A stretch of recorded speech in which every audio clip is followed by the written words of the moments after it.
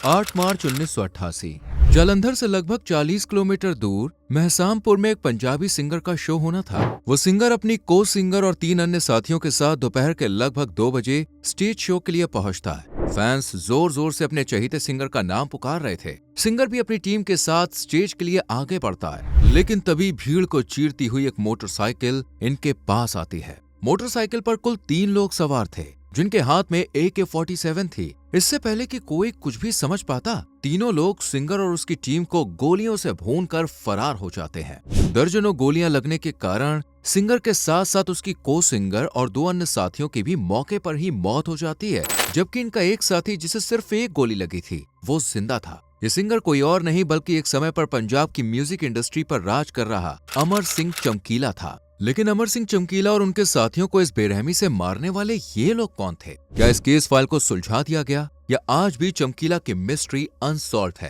क्या ये honour killing का मामला रहा था या चमकीला की प्रसिद्धि ही उनकी मौत का कारण बनी? आखिर क्यों पुलिस ने इस केस को रफा दफा कर दिया? क्यों चमकीला के कातिलों को ढूंढने की कोशिश तक नहीं हुई? क्या इस केस फाइल में एक भी शिकायत दर्ज नहीं करवाई गई? इन सवालों के जवाब जानने के लिए वीडियो के लास्ट तक बने रहिए और चैनल पर पहली बार विजिट कर रहे हैं तो प्लीज सब्सक्राइब करके बेल आइकॉन प्रेस कर लीजिए।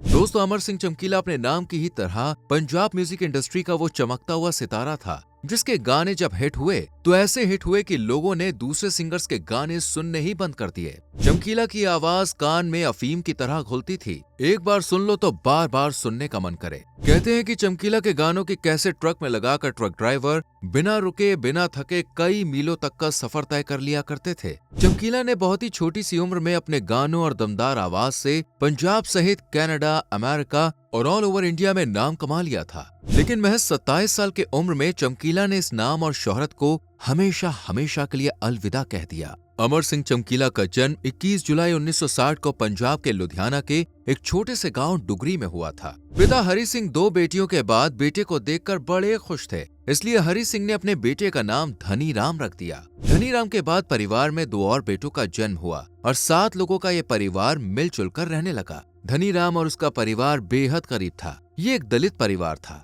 और उस समय ऊंच नीच की खाई बहुत गहरी थी। इसी ऊंच नीच के चलते धनीराम को भी बहुत तकलीफों का सामना करना पड़ा। असल में परिवार की माली हालत खराब देखकर धनीराम ने बहुत ही छोटी सी उम्र में अपने पिता की मदद करने का फैसला किया। वो शुरू से ही एक इलेक्ट्रीशियन बनना चाहते थे। हालांकि पैसों की तंगी और समाज में जातिवाद की बुराई ने उनका ये सपना पूरा नहीं होने दिया। आलम ये था कि धनीराम के लिए काम ढूंढना भी मुश्किल हो चला था, पर उन्होंने हार नहीं मानी और लुधियाना की बलराम इंडस्ट्रीज में आखिरकार नौकरी मिल गई। ये एक कपड़ा मिल थी जिसमें काम करते हुए धनीराम ने ढोलकी और हारमोनियम बजाने की ट्रेनिंग ली। धनीराम की आवाज में एक जादू था और संगीत से उन्हें लगाव भी था, इसलिए वो इसी लाइन में कुछ करना चाहते थे। इसलिए हारमोनियम और ढोलकी बजाने के साथ साथ धनीराम ने गाना भी शुरू कर दिया। लेकिन म्यूजिक के इस जाबाज खिलाड़ी को एक उस्ताद की जरूरत थी जो इन्हें इंडस्ट्री और लोगों तक पहुंचा सके। उस रोज पंजाब में 3 सिंगर्स काफी मशहूर हुआ करते थे, कुलदीप मानक, सुरेंद्र शिंदा और मोहम्मद सादिक। धनीराम भी इनमें से किसी न किसी का साथ चाहते थे। इसी बीच उन्हें लगातार जगतार सिंह के बारे में पता चला, जो कभी सुरेंद्र शिंदा के साथ काम किया करते थे। इसलिए 26 नवंबर 1978 को धनीराम जगतार सिंह के पास पहुंचे। जगतार सिंह को धनीराम में कुछ खास दिखा, इसलिए जगतार ने केसर सिंह टिक्की से बात की और केसर सिंह टिक्की ने सुरेंद्र शिंदा से धनीराम की सिफारिश की। सुरेंद्र ने जब धनीराम की कला देखी तो वो समझ गए कि ये बहुत आगे जाएगा, इसलिए सुरेंद्र ने धनीराम को अपना शागिर्द बना लिया। इसके बाद सुरेंद्र की मंडली में धनीराम ढोलकी, हारमोनियम बजाने से लेकर अखाड़े यानी कि स्टेज शोज की पूरी जिम्मेदारी संभालने लगे और देखते ही देखते धनीराम सुरेंद्र की मंडली का एक खास हिस्सा भी बन गया और सुरेंद्र के लगभग हर अखाड़े में धनीराम नजर आने लगा। सुरेंद्र ने धनीराम को एक आध गीत गाने का मौका भी दिया। इसी बीच चंडीगढ़ में रामलीला के मौके पर धनीराम से खुश होकर सुरेंद्र शिंदा ने पहली बार उन्हें चमकीला कहकर पुकारा, जिसके बाद धनीराम ने भी अपना नाम धनीराम से अमर सिंह चमकीला कर लिया। दरअसल उनका कागजी नाम अमर सिंह था, जिसमें चमकीला जोड़कर वो हो गए अमर सिंह चमकीला। चमकीला को पहली बार चमकने का मौका तब मिला जब सुरेंद्र ने उनका लिखा गाना मैं डिग्गी तिलक के गाया, जिसे सुनते ही लोग झूम उठे। गाना हिट होते ही सुरेंद्र शिंदा ने चमकीला के लिखे गाने गाने शुरू कर दिए, जिससे चमकीला भी फेमस होने लगा। लेकिन उस वक्त गाना लिखने की ज्यादा कीमत नहीं मिलती थी, जबकि चमकीला अब शादीशुदा था और 2 बेटियों के पिता भी थे। महज 16 साल की उम्र में परिवार ने चमकीला की शादी गुरमेल कौर से कर दी थी। अब घर खर्च चलाने में काफी दिक्कतें आ रही थी, इसलिए चमकीला ने फैसला किया कि वो अब खुद गाएगा। चमकीला को ये मौका तब मिला जब सुरेंद्र शिंदा कनाडा में अपने शो के लिए गए, लेकिन अपनी को स्टार सुरिंदर सोनिया की जगह किसी और को ले गए, जिस वजह से सोनिया नाराज थी। चमकीला ने इस नाराजगी में मौका देखा और सोनिया को अपने साथ गाना गाने के लिए राजी कर लिया और 1980 में सोनिया के साथ चमकीला की पहली एल्बम रिलीज हुई, जिसका नाम था टकुए ती टकुआ। एल्बम आते ही हिट हो गई और ये जोड़ी जम गई। इसके बाद तो चमकीला ने सोनिया के साथ अखाड़े करने शुरू कर दिए, यानी कि कई सारे स्टेज शोज। लेकिन जल्द ही ये जोड़ी टूट भी गई, क्योंकि सोनिया चमकीला को बहुत कम पैसे दिया करती थी। अब अखाड़े के लिए एक फीमेल सिंगर की जरूरत थी, तो इसलिए चमकीला ने कई दूसरी फीमेल सिंगर्स के साथ जोड़ी बनाने की कोशिश की, लेकिन बात नहीं बनी। तब किसी ने चमकीला को अमरजोत कौर के बारे में बताया। चमकीला एक ऐसी फीमेल सिंगर की तलाश में था जो उनके गाने उन्हीं के अंदाज में गा सके। अमरजोत कौर ने उनकी इस तलाश को पूरा किया और दोनों की पहली एल्बम ही सुपरहिट साबित हुई। इसके बाद अमरजोत कौर और चमकीला ने कई एल्बम साथ में रिकॉर्ड की, जिनकी डिमांड पूरे पंजाब में तेजी से बढ़ने लगी। ये जोड़ी देखते ही देखते सुपरहिट जोड़ी बन गई और पूरे पंजाब में इनके स्टेज शोज होने लगे, क्योंकि चमकीला और अमरजोत ने म्यूजिक के साथ एक एक्सपेरिमेंट किया था, जिसमें सवाल जवाब थे। जैसे चमकीला गाने के जरिए सवाल पूछते थे और अमरजोत उन सवालों का जवाब देती थी, या फिर अमरजोत सवाल पूछती और चमकीला जवाब देते, जिसके चलते 1980 के दशक में इनकी पॉपुलैरिटी इतनी बढ़ चुकी थी कि साल में 365 दिन होते हैं, लेकिन चमकीला और अमरजोत कौर साल में 366 शोज करते थे और ये एक रिकॉर्ड है। एक एक दिन में कई कई शोज चमकीला और उनकी टीम करने लगी। शादी पार्टी हर जगह चमकीला की आवाज सुनने वालों की लंबी भीड़ लग जाया करती थी। धीरे धीरे इन्होंने पंजाब से निकलकर कनाडा, दुबई और अमेरिका समेत कई देशों में स्टेज शोज किए। आलम यह था कि शादियों में गाने के लिए जहां दूसरे सिंगर्स सिर्फ 1000 रुपए लेते थे, वहीं चमकीला 4000 रुपए चार्ज किया करते थे। 1980 से लेकर 1988 तक हालात ये हो गए थे कि चमकीला के अलावा किसी और पंजाबी सिंगर को स्टेज शोज मिलते ही नहीं थे। एक तरफ जहां चमकीला की प्रोफेशनल लाइफ हिट हो रही थी, वहीं अमरजोत कौर से उनके प्यार के किस्से भी परवान चढ़ रहे थे। दोनों एक दूसरे से प्यार कर बैठे और प्यार इस कदर परवान चढ़ा कि शादीशुदा होने के बाद भी 1983 में चमकीला ने अमरजोत कौर से दूसरी शादी कर ली। इस तरह दोनों पर्सनली और प्रोफेशनली भी साथ रहने लगे और दुनिया भर में अपने नाम का डंका बजवाने लगे। सब कुछ बिल्कुल ठीक चल रहा था, लेकिन फिर इस चमकती जोड़ी को किसी की नजर लगी और सब बिखर गया। बात है 8 मार्च 1988 की। हर रोज की तरह चमकीला, अमरजोत कौर और उनके 3 अन्य साथी महसामपुर में स्टेज शो के लिए अपनी गाड़ी से पहुंचते हैं। दूसरे प्रोग्राम्स की तरह इस प्रोग्राम में भी लोगों की भारी भीड़ अपने पसंदीदा गायक चमकीला को देखने के लिए उमड़ पड़ी थी। चारों तरफ एक ही नाम की गूंज थी, चमकीला, चमकीला। दोपहर के करीब 2 बजे जैसे ही चमकीला और अमरजोत कौर की गाड़ी आई, माहौल खुशियों से भर गया। दोनों गाड़ी से उतरे और चाहने वालों से हाथ मिलाते हुए, नमस्कार करते हुए आगे बढ़ने लगे। इसी बीच एक मोटरसाइकिल पर 3 लोग आते हैं। लोगों को लगा कि ये चमकीला के चाहने वाले हैं जो उनसे मिलने के लिए बेताब है, इसलिए इतनी तेजी से आगे बढ़ रहे हैं। लेकिन लोगों की ये सोच उस वक्त गलतफहमी बन गई जब इन तीनों ने अपने हाथों में मौजूद AK-47 से चमकीला, अमरजोत कौर और उनके ही 3 अन्य साथियों को बुरी तरह से भून कर रख दिया। इस दौरान कई राउंड्स फायर किए गए और चमकीला और उनकी टीम को दर्जनों गोलियां लगी। हालत ये हुई कि चमकीला, अमरजोत कौर और इनके 2 साथियों ढोलकी और हारमोनियम वादक की मौके पर ही मौत हो गई, जबकि एक साथी जो थोड़ा पीछे था उसे सिर्फ 1 गोली लगी और वो बच गया। गोली मारने वाले 3 लोग फरार हो गए, लेकिन वहां खड़ा हर शख्स सदमे में था कि ये हुआ तो हुआ क्या। जैसे तैसे कुछ लोगों ने चमकीला, अमरजोत कौर और बाकी लोगों को हॉस्पिटल पहुंचाया, लेकिन तब तक बहुत देर हो चुकी थी। चमकीला, अमरजोत कौर और उनके 2 साथी मारे जा चुके थे। महज 27 साल की उम्र में चमकीला मारे जा चुके थे।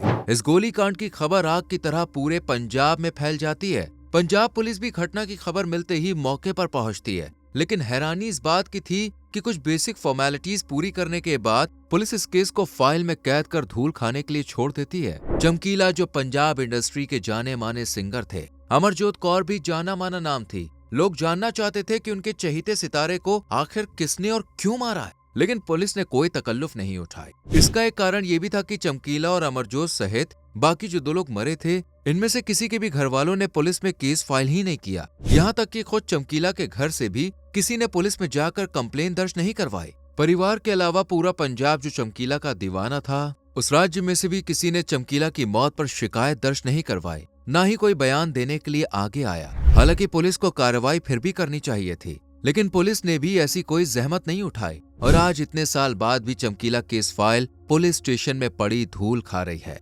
दशकों गुजर चुके हैं, लेकिन चमकीला को मारने वाला कौन था, ये आज भी एक रहस्य ही है। लेकिन उन्हें क्यों मारा गया होगा, इसकी एक नहीं बल्कि कई वजह सामने आई है। कुछ लोगों ने दावा किया है कि ये ऑनर किलिंग का मामला था। दरअसल अमर सिंह चमकीला दलित जाति से आते हैं, जिसे समाज में सबसे नीची जाति के रूप में देखा जाता है और आज 21वीं सदी में भी दलित समाज के लोगों से ऊंची जाति के लोग दूर रहना ही पसंद करते हैं। तो आप सोच सकते हैं कि उस जमाने में ऊंच नीच का ये फासला कितना ज्यादा गहरा रहा होगा। अब चमकीला जहां दलित समाज से थे, वहीं अमरजोत कौर ऊंची जाति से बिलोंग करती थी, लेकिन इसके बावजूद उन्होंने एक दलित यानी चमकीला से शादी की और दोनों को एक बेटा भी हुआ, जिससे अमरजोत के परिवार को लगा कि उनकी समाज में परिवार में इज्जत चली गई है, क्योंकि उनकी बेटी एक दलित के साथ है। इसलिए अमरजोत के परिवार वालों ने ही इस हत्याकांड को अंजाम दिया और चमकीला के साथ साथ अमरजोत को भी मार दिया गया। हालांकि ये सच है या नहीं, इससे जुड़ा आज तक कोई भी सबूत ना तो पुलिस के सामने आया है और न ही आम जनता के। इसलिए कुछ लोग इस मिस्ट्री के पीछे पंजाब के ही दूसरे सिंगर्स का हाथ बताते हैं, क्योंकि 1980 से लेकर 1988 तक चमकीला ने पंजाब इंडस्ट्री पर कुछ यूं राज किया कि उनके सिवाय लोग किसी और को देखना ही नहीं चाहते थे।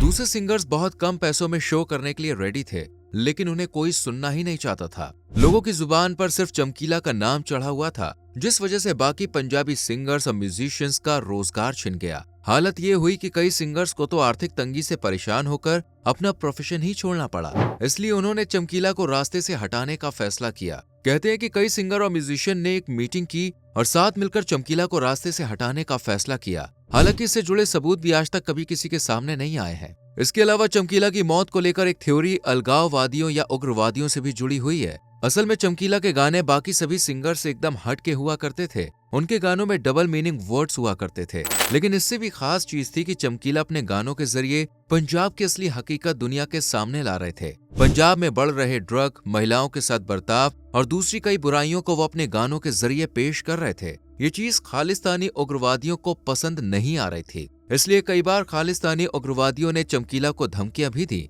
कि वो इस तरह के गाने ना गाए। चमकीला भी कुछ वक्त के लिए मान गए, लेकिन उनका यही अंदाज लोगों को पसंद था, तो उन्होंने फिर से अपने गानों में उसी तरह की चीजों को शामिल किया। पर खालिस्तानियों का मानना था कि इस तरह के गानों से चमकीला पंजाब की छवि दुनिया भर में खराब कर रहे हैं। इसी बीच चमकीला को एक रोज हरमिंदर साहिब भी बुलवाया गया, क्योंकि उनके कुछ गानों से वो भी नाराज थे। इसलिए चमकीला से सख्ती से कहा गया कि वो इस तरह के गाने ना गाए। चमकीला ने बकायदा हरमिंदर साहिब जाकर माफी मांगी और फिर कुछ भक्ति गीत गाए, जिन्हें भी लोगों ने खूब प्यार दिया। लेकिन खालिस्तानियों ने उन्हें धमकाना जारी रखा और शायद मौका मिलते ही चमकीला, अमरजोत और इनकी टीम को मारकर उग्रवादियों ने अपनी भड़ास भी निकाल ली। कहते ये भी है कि इसका सबूत और एक शख्स जो खालिस्तानी मूवमेंट से जुड़ा हुआ था, उसका नाम भी सामने आया। लेकिन खालिस्तान की मांग खत्म होने के बाद उसका दबदबा पूरे पंजाब में इतना था कि उससे पूछताछ करने की किसी की हिम्मत ही नहीं हुई। हालांकि इस शख्स के नाम कई केस दर्ज थे, पर फिर वो एक आजाद जिंदगी जीने लगा, इसलिए इसका नाम रिवील करना ठीक नहीं होगा।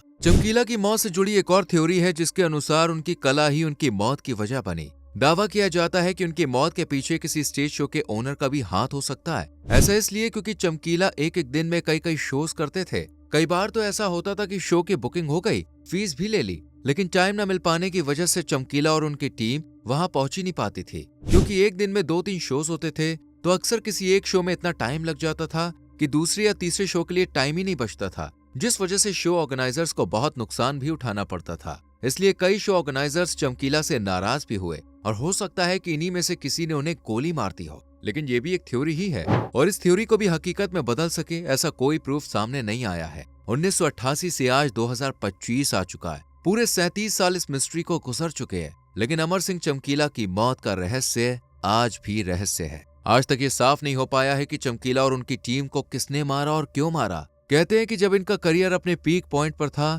तब इन्हें पंजाब इंडस्ट्री की 2 फिल्में भी ऑफर हुई थी, जिनमें से एक फिल्म में इनके ऑपोजिट लीड एक्ट्रेस श्रीदेवी थी। यानी चमकीला का करियर और ऊंचाइयों तक पहुंचने वाला था, लेकिन अफसोस कि ऐसा हो ना सका। अमर सिंह चमकीला की ये अनसॉल्व्ड मिस्ट्री भी शायद किसी के सामने नहीं आती अगर उनकी जिंदगी पर एक फिल्म ना बनाई गई होती। इस फिल्म में पंजाब के जाने माने सिंगर एक्टर दिलजीत दोसांझ और बॉलीवुड की एक्ट्रेस परिणीति चोपड़ा है। फिल्म को 12 अप्रैल 2024 को रिलीज किया गया था और इसका नाम भी अमर सिंह चमकीला ही है। हालांकि रियल कहानी की तरह रील कहानी के बाद भी चमकीला को इंसाफ नहीं मिल सका और आज भी ये कहानी अधूरी ही है। उनके कातिल बिना किसी खौफ के अपनी जिंदगी जी रहे हैं, ये शायद जिंदगी पूरी कर चुके होंगे। आपको क्या लगता है, कौन हो सकता है चमकीला की मौत के पीछे? कमेंट सेक्शन में अपनी राय जरूर दें। वीडियो को लाइक और शेयर करके चैनल को सब्सक्राइब करें और बेल आइकॉन प्रेस करें, जिससे आपसे आने वाली वीडियोस मिस ना हो। मिलते हैं आपसे अगली वीडियो में। Till then bye bye, take care.